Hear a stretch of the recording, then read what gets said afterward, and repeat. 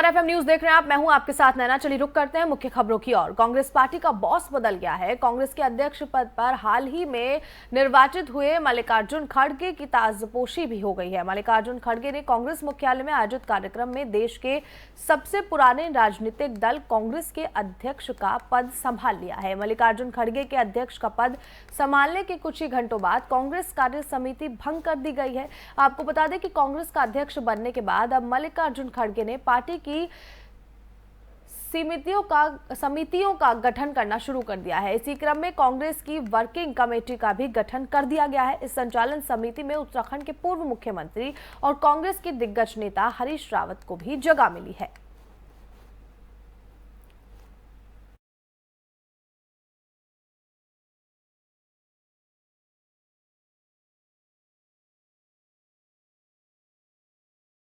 देश में आप संयोजक अरविंद केजरीवाल के बयान के बाद नोटों पर फोटो की मांग तेज हो गई है। उन्होंने नोटों पर मां लक्ष्मी और भगवान गणेश की तस्वीर लगाने की मांग रखी थी, जिसके बाद कांग्रेस नेता मनीष तिवारी का बयान आया है। अब इस मामले में बसपा की ओर से एक नई मांग रखी गई है। दरअसल बसपा प्रमुख मायावती के भतीजे आकाश आनंद ने बुधवार को एक ट्वीट कर नोटों पर फोटो को लेकर नई मांग रख दी है। उन्होंने ट्वीट कर लिखा कि हिल्टन यंग कमीशन के समक्ष बाबा साहेब डॉक्टर भीमराव अंबेडकर द्वारा निर्धारित और प्रस्तुत दिशा निर्देश के अनुसार 1 अप्रैल 1935 को भारतीय रिजर्व बैंक अस्तित्व में आया था।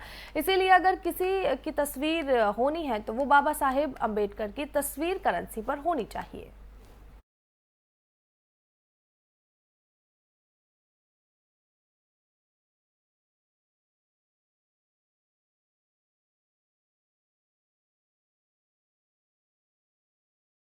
भोपाल की मदर इंडिया कॉलोनी में बुधवार शाम क्लोरीन गैस टैंक लीक हो गया। इससे गैस फैलने से हड़कंप मच गया।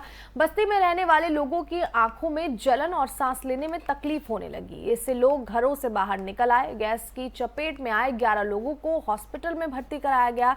क्लोरीन गैस का रिसाव एक वाटर प्लांट से हुआ। मध्य प्रदेश के चिकित्सा शिक्षा मंत्री विश्वास कैलाश सारंग ने बताया कि अस्पताल में भर्ती कराए गए लोगों की हालत सुधर रही है। भोपाल के कलेक्टर अविनाश लावनिया ने बताया कि क्लोरीन गैस रिसाव की सूचना मिलने के बाद घटनास्थल पर एम्बुलेंस मौके पर पहुंची, जिसके बाद लोगों को अस्पताल में भर्ती कराया गया।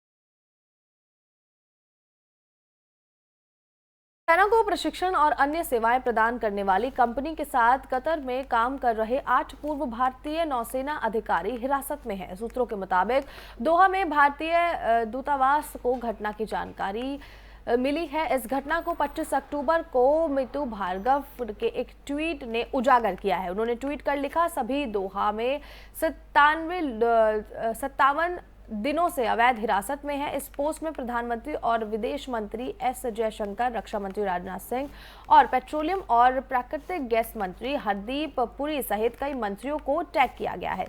मीडिया रिपोर्ट के मुताबिक पूर्व नौसेना अधिकारी Dehra global technology and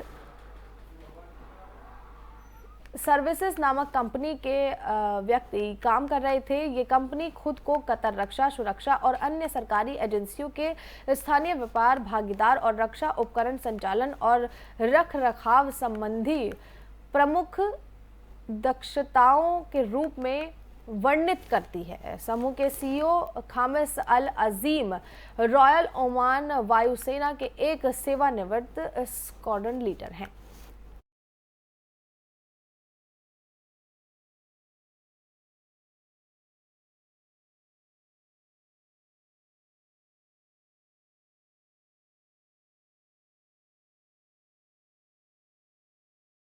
Moscow और कीव के बीच 24 फरवरी से युद्ध जारी है। रूस लगातार यूक्रेन पर ताबड़तोड़ हमले कर रहा है और यूक्रेन भी रूसी सेना को मुंहतोड़ जवाब देने में कोई कसर नहीं छोड़ रहा। बीते दिनों रूस ने यूक्रेन पर ड्रोन की मदद से कई घातक हमले किए, जिनमें कई आम नागरिकों की जान भी गई है। वहीं अब यूक्रेन के राष्ट्रपति वोलोडिमिर जेलेंस्की ने कहा है कि रूस ने यूक्रेन की नागरिक आबादी के खिलाफ लगभग 400 ईरानी ड्रोन का इस्तेमाल किया है। यूक्रेन की मीडिया रिपोर्ट्स के मुताबिक रूस ड्रोन का व्यापक उपयोग कर रहा है। वहीं यूक्रेन विशेषज्ञों के मुताबिक रूस ने अब यूक्रेन पर हमला करने के लिए कामिकेज ड्रोन का इस्तेमाल करने का फैसला लिया है, जो ईरान निर्मित है लेकिन कोई उसे पहचान ना पाए, इसलिए रूसी सेना अलग नाम से उसका उपयोग कर रही है। ये भी बता दें कि जब ईरान से इस ड्रोन को लेकर सवाल पूछा गया तो तेहरान ने रूस को ड्रोन देने वाली बात से इनकार कर दिया। हालांकि अमेरिका ने भी ईरान के बयान को झूठा बताया है। तो वहीं कुछ मीडिया रिपोर्ट्स की माने तो रूस ने अपने परमाणु बल का युद्ध अभ्यास तेज कर दिया है। रूस के पास दुनिया के में सबसे ज्यादा सक्रिय परमाणु बम हैं और पश्चिमी देशों को आशंका है कि रूस कभी भी यूक्रेन पर क्षमता का प्रयोग कर परमाणु हमला कर सकता है।